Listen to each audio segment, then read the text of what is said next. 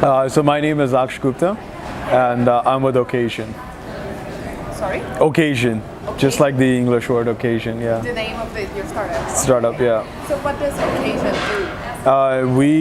do? We built booking software. So let's take an example of a dance studio. They offer classes, summer camps, room rentals. They need a way to accept bookings, and we make that happen online instead of doing it over the phone. So most of our customers are small, medium-sized businesses. Am I looking in the camera or looking at you? You can look at me. Okay, all right. Yeah. Okay. Yeah.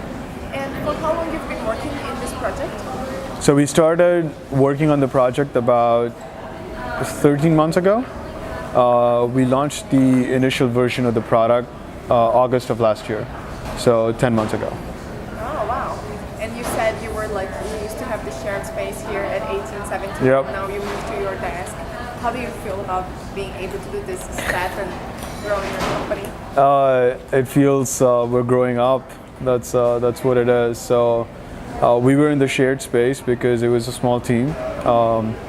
We didn't really need a structured space to do work, but now we're adding more team members. We're growing the business, so it feels different, but it's part of the journey. So yeah, exciting for sure. So. And in which stage of your company you are right now? Are you scaling? Are you looking for investments? Are you bootstrapping? Yeah, so we bootstrapped the company. We got initially small funding last year when we got started.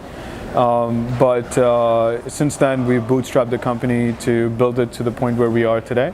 We're raising our seed round of funding. We're in the process of closing it out, in fact, and we're post-revenue. We have customers, we have revenue, we are cash flow positive. So we're just continuing to build a business. Yeah. And this series that you're about to close, did you raise the money here in Chicago? How was this process for you? Yeah, most of the money we're raising is in Chicago, and yes, it's awesome. Chicago, our business is kind of a business that Chicago investors get, and most of the investors in our round of funding are entrepreneurs who have built the business themselves. So they bootstrap their business to 200, 300 people companies. So they get the business that we're in, and they want to give back to the community. They like our business. They like the sales technology component of it. Of course, they love the revenue, so it definitely helps. Yeah. So we haven't had a need to raise outside of Chicago funding. Most people are internal. Yeah. Yeah. And how was this like? Did you find it hard, or how challenging it was for you personally speaking to go there, present your idea? What did you have to learn? To investors? Yeah. So 1871 makes that process easier.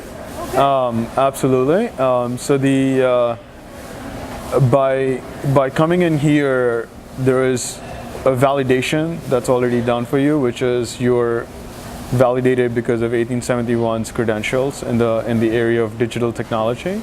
All you have to show to people, I think, is that you have a product that people need. You're solving a problem, and you're able to show traction at that early stage. And I learned that by just going to office hours that 1871 organizes. Initially, I did everything incorrectly, but over time, just by practicing, you learn. So great. Yeah. Do you have a process to be accepted here at 1871? It's not like this, I arrive and they select the companies. Absolutely. Okay. Yeah. So you apply online, and then there is an interview. I think they made us do an online video interview, and then they talk to us over the phone. I don't know if that's the process today, but that was the process about a year ago. So. Oh, so it's nice. So as you said, once you get in here, you already have some sort of validation. Yeah. It's much better than if you were like in your own. You have someone to support you. Absolutely. Yeah. Absolutely. What is the next step for your company? So we're hiring. We're hiring developers. We're hiring sales and marketing people. Yeah. We're growing the business. We are right now in 2 countries, in Netherlands and in United States. Wow. We'll be making the product by which the product will be available around the world. So that's our top priority, is to make the product scalable, and the team scalable as well. So. And how hard or easy it is for you to hire at this point? In Chicago, sales is kind of difficult. Yeah. So we are following the strategy one of our investors followed when he built his business 9 years ago, started building his business, which is to hire freshmen, sophomore, or just recent graduates. Because they have the eagerness, they have the drive, they have, they don't require as much money. And it works out, and if you have that hunger, you can teach them the product, you can compensate them for the success, and you can possibly have a team member for a long time. So yeah. And did you have to fire someone already, or in this process? I wouldn't call it firing, I would say mismatch of objectives for sure. Yeah, I think that's part of learning, where we interviewed 2 people this morning. It's more about getting to know what their objectives are, at the same time explaining to them what your objective is of them, and they have to align.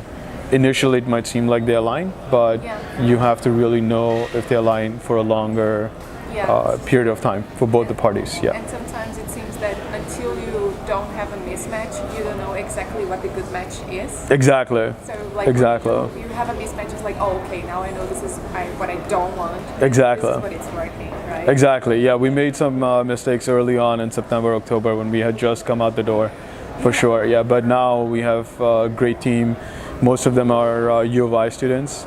Just fantastic team of undergrads that are working part of the team. So. Yeah, great. And how do you like Chicago? How do you like to live here? To live here? That's a question on the day you ask me. So today was great. No headaches, but in the winter it's quite challenging. You're not a fan of the winter? I don't think anybody is. That's when everyone goes to home office. Yes, I think so. I don't think anybody's going to stand here and say Chicago winters are awesome. But I think Chicago is a great city. Kidding aside, I think there's a growing attraction to the technology industry. People want to work in it. People want to work for startups. So that culture is very important for the future growth of the city as we lose our manufacturing base and grow our technology base. So. And are you born and raised in Chicago? No, I'm from. I was born and raised in India. I moved. My parents moved to the U.S. in 2003 to St. Louis. I spent a year living in St. Louis. Didn't really like it very much, so I moved to Chicago, which is a much bigger place. So I've been in Chicago ever since. Oh, great. So, yeah. And well, coming from India to the U.S., how do you? I mean, what is the entrepreneurial scene in India? I don't know if you learned much about it or not since you left when you were young. I think somebody asked me the same question. I think it depends on which family you come from. I come from a family of entrepreneurs, like 3 generations. So grandfather. They weren't explorers. They moved. Exactly right. Yeah, that's actually a nice way to put it. Yeah. So my grandfather's generation, my father's generation, and even before, they were all like my uncles, my granduncles. They're all entrepreneurs. They've all built and started businesses from scratch. So it was not something new or unfamiliar to me. So you were born with the entrepreneurial spirit? You can say that. All I have to do is kinder that spirit and make it successful. So, I think Indian tech scene is pretty hot. That's what I see by following some tech influencers on Twitter. They travel a lot to India now. So, in fact, there are a couple of tech companies here at 1871 that have moved from India to work out of the U.S. So I think it's a great scene. Yeah. I'm not really in touch with the Indian tech scene though. I know, I imagine, but it's always nice to have like a balance because one of the goals right now we are starting a global tour is actually to feature hubs. That's awesome. To Croatia, for example. That's awesome. That's awesome. We actually use a product from I want to say Croatia, but maybe it might be different. Romania. Oh, Romania. Yes. Very close. Yeah. So Romania, we use a mock-up tool. It's actually called Mockups from Romania, so it's pretty. Do you outsource a lot of your developing team as well? No. Initially, when I say let me paraphrase that. So let me change that. So we are 4 co-founders. 2 of us are in Netherlands who are developers. So it's not outsourced. It's still internal, but they live abroad. Is the question? Yeah, is the answer. So, but it's not like we have hired people from other countries just to work on a specific project. We've made internal hires. And how does it work, this dynamics of working overseas with your co-founder? I mean, co-founder, you need to have a tight, close relationship. How it's working for you? It's working great. I think it's a two-way street. I think you have to trust each other. That's number one. And then you have to establish transparency in the process, which is when you see somebody else working, when they're close to you, you know they're working, and vice versa, they know you're working. Yeah. And so we have that level of transparency using online chat tools that are very flexible, very adaptable, and it gives us the experience that we can have when we're working close to each other. Yeah. And we have a great working relationship. They work American hours, so they're up when we're up. It works out very well, and it helps us also have redundancies if something goes wrong here. We know that they will be up sooner than we will be, or vice versa, that we will handle. Perfect.